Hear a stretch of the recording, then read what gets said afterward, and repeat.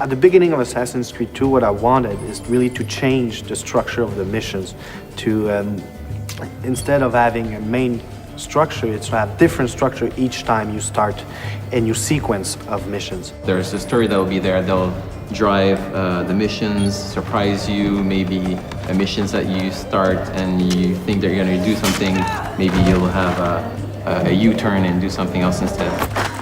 Hey, I remember you. You never know really what's going to happen next in Assassin's Creed 2. There's a little bit for everybody. We're really trying to make sure that the game appeals to as many people as possible. We have retry points still in AC2 with climbing puzzles. Then you'll have, collectible quests. There are crowd missions. There's the narrative mission. You have these missions that you can do to change your notoriety in the city. There's also the city life, which are just randomly occurring acts throughout the world. For example, we have the messenger. The messenger who sees Ezio, sees the player, will run away. So it's up to the player to say, am I chasing him to get the letter he's carrying or not? We have one guy that we call the pickpocketeer. So basically that guy will be able to steal the money from the assassin and start running. So what do? Do you continue your mission, or you go back to that guy to be able to get the money? Throughout the world, you're gonna find exciting, memorable historical landmarks that also have interiors that you get to play through with lots of acrobatics and running and jumping. And these interiors lead to tombs that have been hidden for hundreds of years that only the assassins can find.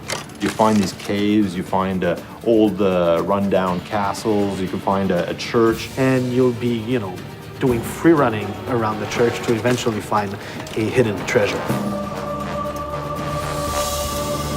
The player's gonna be inside the Duomo, and that interior is one of the biggest interiors in Italy.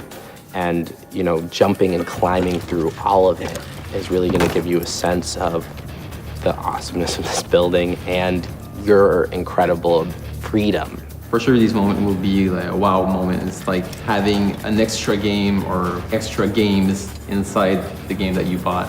So each missions are different, a lot more variety. So it's not about doing investigation and assassination 9 times. It's really more like each time a mission can lead to a beat-up mission, can lead to a chase, an escape, can lead to an assassination.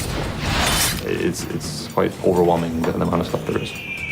Well, having more missions requires us ultimately to have more cutscenes and more cinematics, but I think we're adding a lot of value to these to the player. Like a couple of examples of this is you could still control the camera like you did in AC1. People like that feature a lot. We also have mini branching cutscenes where the player will have to interact at a specific time, and this may have 2 different effects. So if you hit the cinematic at the wrong time, then you might just hug a lady, whereas if you hit it on the right time, well, who knows what's going to happen.